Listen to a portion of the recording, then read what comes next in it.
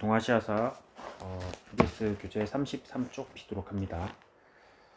저번 시간에 했던 거 이어서 좀 하도록 할게요. 저번 시간에는 우리가 몽골 제국이 성립하고 칭기즈칸, 오고타이 칸, 쿠빌라이 칸 이런 인물들에 대해서 다뤘었고, 오늘은 그 뒷얘기를 좀 해보도록 할게요. 몽골이란 나라가 이제 중국을 차지하고 원나라로 국호를 바꿨는데, 그 이후에 어떻게 나라가 운영되었는가. 몽골 제국, 원나라, 이들은 몽골 제일주의를 펼칩니다. 몽골 제일주의.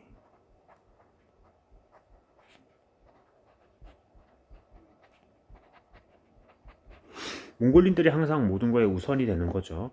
몽골인이 정치, 군사 모든 거에서 우선순위를 받는 몽골 제일주의다. 당시 원나라의 이 지배층을 보면은 4개로 구분을 하는데, 맨 위에가 몽골인들, 그리고 두 번째가 생목인, 눈에 색이 있는 사람들, 즉 아라비아 상인이라던가 유럽인들, 서양인들, 그리고 한인들. 한인들은 이 금나라의 지배를 받던 사람들 또는 여진족들, 그런 사람들이야. 그러니까 일찍 항복한 사람들이야. 마지막 남인. 남인은 몽골에게 끝까지 저항했던 남송 사람들. 이렇게 나눠가지고 각각을 좀 차별을 하면서 운영을 하는 게 몽골의 중국 지배 시스템이었다. 됐죠? 다음에 동아시아 각국의 대몽항쟁. 몽골이 이렇게 나라를 엄청나게 넓히고 하면서 각 국가별로 이 몽골과 항쟁을 했어요. 먼저 우리의 고려. 고려는 한국사에서도 배웠지만 강화도로 천도를 해서 항전을 했었죠. 하지만 항복 후 개경환도, 개경으로 돌아왔다.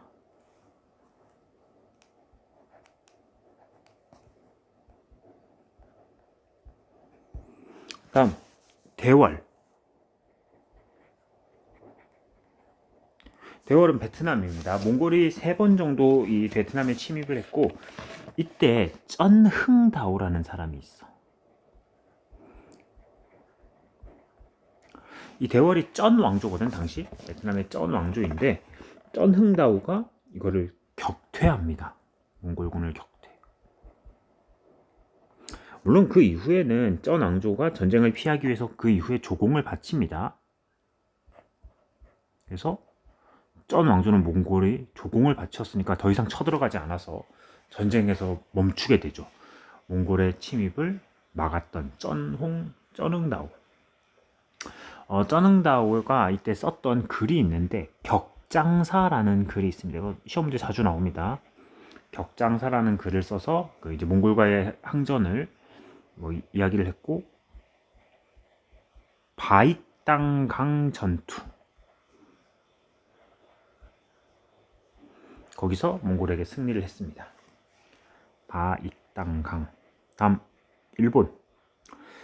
일본은 몽골하고 고려 연합군이죠. 고려가 항복한 이후에 일본에 쳐들어갔으니까 몽골과 고려.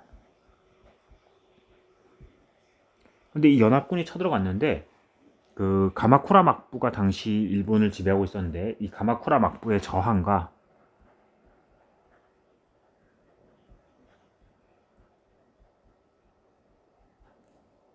그리고 결정타 태풍이 불면서 실패로 끝났습니다. 몽골과 고려 연합군의 배가 전부 태풍으로 뒤집혀 버린 거야. 결국은 실패로 끝났다. 자, 가마쿠라 막부는 지난 시간에 수업 학교에서 했었죠. 거기서 미나모토노 요리토모가 가마쿠라의 막부를 세웠다, 그런 얘기들 했습니다. 이 몽골 제국이 갖는 의의가 있는데, 몽골 제국이 땅이 워낙 넓었잖아. 세계에서 가장 넓은 땅을 가졌었습니다.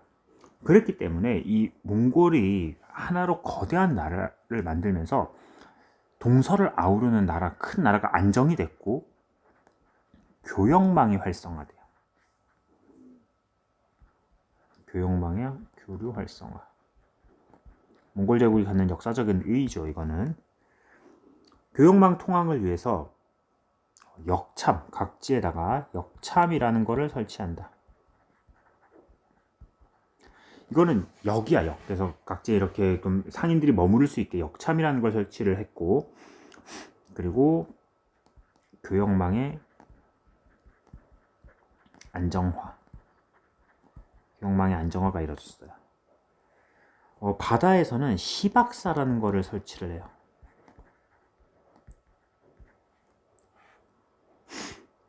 그래서 이 시박사를 설치해서 항저우, 치안저우 등에서 바다로 무역을 관리했다. 몽골은 교초를 발행해서 전국적으로 유통합니다. 이 교초는 몽골의 화폐야. 원나라 때의 화폐로 이 교초가 발행되면서 상업의 활성화를 보여주는 그런 지폐 형태의 화폐이죠. 당시 동서 교류를 보여주는 인물들이나 문물이 있는데 마르코 폴로라는 사람, 이탈리아의 상인인데 이 사람이 몽골에 와가지고 관리 생활을 하기도 했었습니다. 나중에 얘가 돌아가서 쓴 책이 동방견문록이라는 책을 쓰기도 했어요. 이탈리아 돌아가서 쓴 책이고, 이븐 바투타,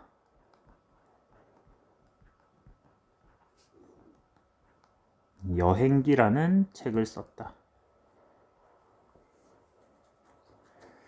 그리고 이 사람들 말고도 각종 문물이 전래되는데 이 교역망을 통해서 천문학, 역법, 특히 아라비아 사람들이 천문학이나 역법에 되게 밝았는데 그런 것들, 역법은 이 달력이야, 이 일년을 계산하는 방법, 수학, 지도학 이런 것들이 이제 전래되었다. 교역망과 교류 활성화로 당시 교역망이 안정될 수 있던 거는 역참을 설치하고 시박사 이런 걸 통해서 안정이 되었고, 그로 인해서 마르코 폴로나 이븐 바투타 또는 문물이 전래되었다. 하지만 이 몽골은 영원하지 못했죠. 몽골의 이 몽골 제일주의는 피지배층이었던 한족들의 많은 반발을 가져옵니다. 몽골이 강할 때는 그래도 유지가 됐겠지만 몽골이 약화되면서 그 한족들의 불만이 폭발을 하기 시작합니다. 그래서 새로운 나라, 명나라가 등장을 해요. 명나라를 건국한 사람은 홍건적 출신의, 홍건적 우리 한국사에도 나와요.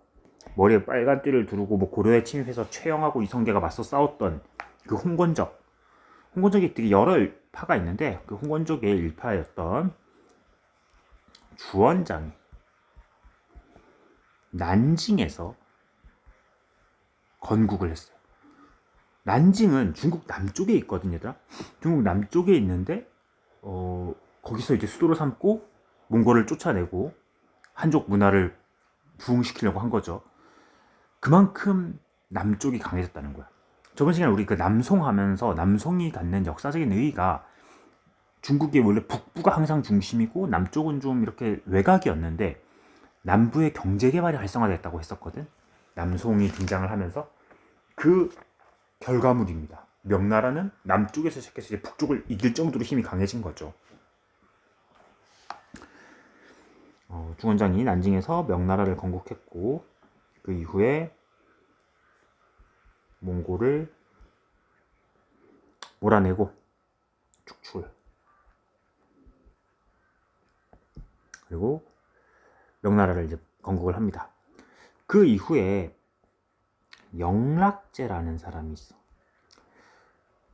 명나라의 3대 황제예요. 3대 황제인데 이 사람은 2대 황제가 자기 조카였는데 그 2대 황제를 쫓아내고 자기 조카를 몰아내고 황제가 된 사람이야. 영락제는 원래 난징에 있었잖아요. 명나라가 난징에서 베이징으로 천도를 합니다. 이때 그 중국에 우리가 알고 있는 그 궁궐, 자금성을 만들고 베이징으로 천도를 해요.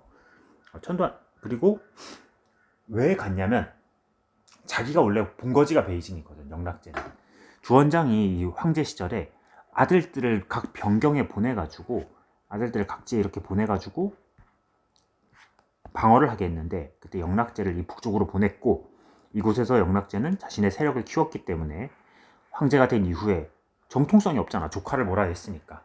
그래서 자기 본거지로 돌아간 거겠지. 이때부터 이제 청나라 때도 베이징은 중국의 수도로서 역할을 하게 됩니다. 다음에 정화라는 환관을 보내서 정화의 항해 추진.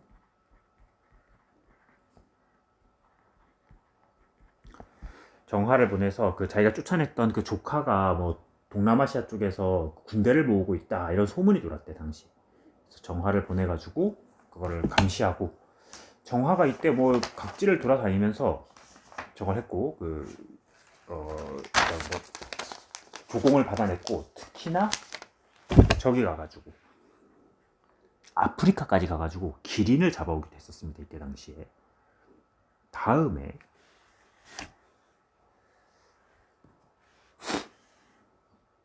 조선.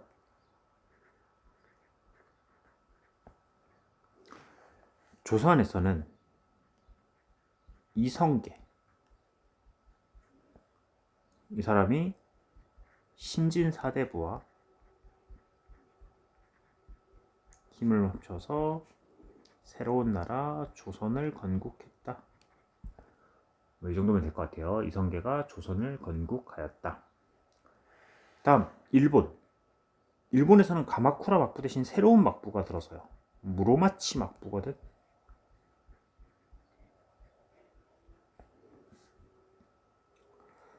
몽골 침입 이후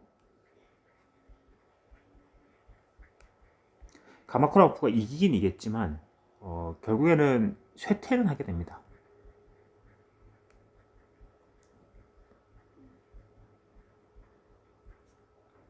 전쟁이 이겼지만 이건 방어전이었고 뭐 특별히 전쟁을 통해서 얻은 게 없는 거지.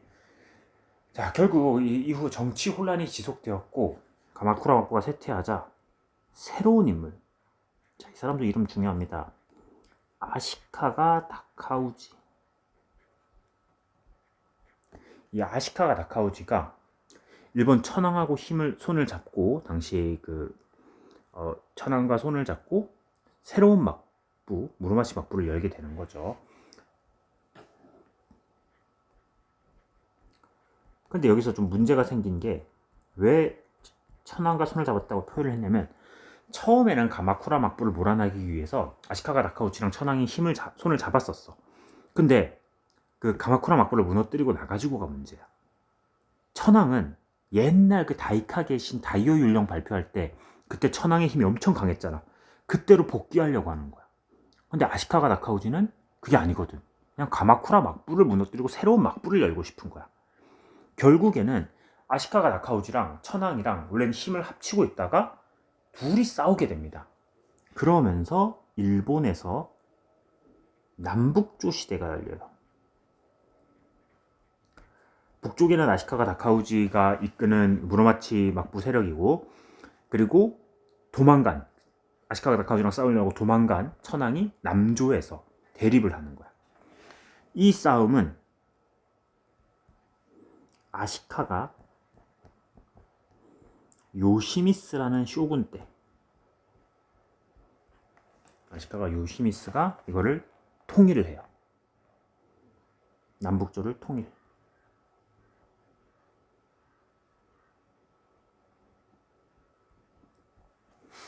아시카가 요시미스 남북조 통일. 이때 아시카가 요시미스는 남북조를 통일을 하고 나가지고 조공을 바칩니다. 명나라에게.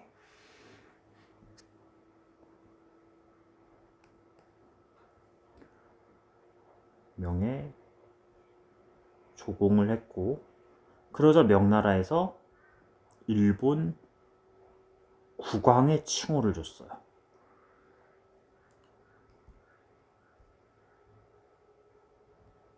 근데 이건 문제가 있죠. 앞에 뭐 저기 그 광무제에게 조공을 바쳤을 때나 뭐 위나라에 히미코가 조공을 바치고 이런 거랑은 차원이 다른 얘기야. 걔네들은 어쨌든 왕이었거든. 뭐 야마타이국의 왕이고 이랬는데 아시카가 요시미스는 왕이 아니죠.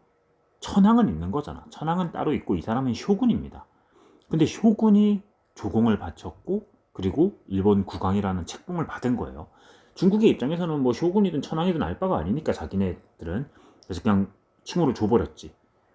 여기서 지금도 일본의 이런 그 구구적인 좀 정치 역사하는 사람들은 아시카가 요시미스를 되게 비난을 많이 한답니다. 이런 이유로 천황이 있음에도 불구하고 지가 일본 국왕의 칭호를 받았다는 거는 천황에 대한 불충이다. 뭐 그러면서 자, 하여튼 아시카가 요시미스는 남북조를 통일을 하고 일본 열도에 대한 지배권을 확립을 했습니다.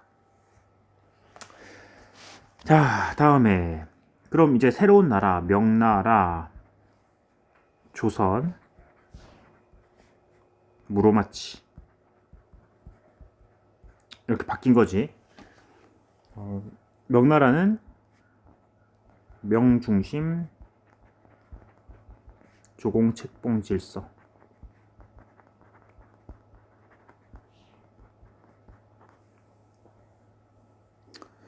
새로운 국제 질서를 형성을 했다. 그리고 아까 얘기했던 정화의 항해 이후 동남아까지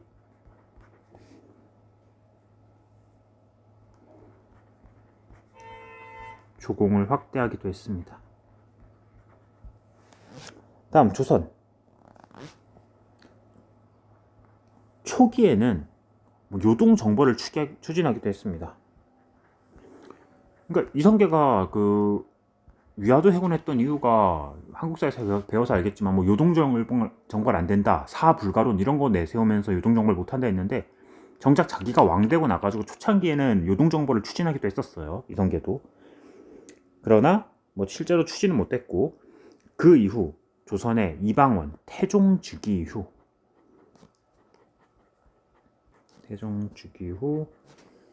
명과 조공책봉 관계.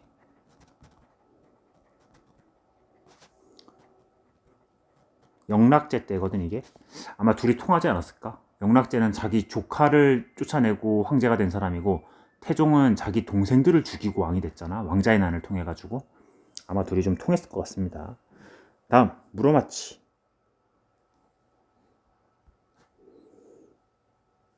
명나라와 국교를 맺었다. 아까 아시카가 요시미스. 얘가 일본 국왕으로 책봉을 받기도 했습니다.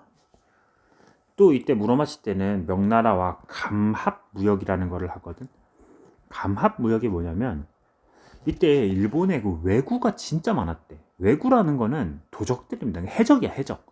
일본에 해적들이 너무 많아가지고 왜구들이 명나라 정부에서 이게 일본의 사신단들이 와서 그 교역하러 오는 상인인지 아니면은 해적대인지 구분이 안 되는 거야. 똑같은 일본인이니까. 그래서 감합이라는 걸 주는데 감합은 이렇게 두 개가 짝이 있는 거죠. 잠깐만. 다시 그릴게. 자, 이렇게 감합이라는 걸 주는데 감합에 글자를 써놓는 거야. 김주한. 자, 이렇게 글자를 써놓고 이거를 이렇게 자르는 거죠. 반을. 그래서 반을 잘라서 하나는 명나라가 갖고 있고 하나는 사신단이, 일본에서 오는 사신단이 갖고 있는 거지.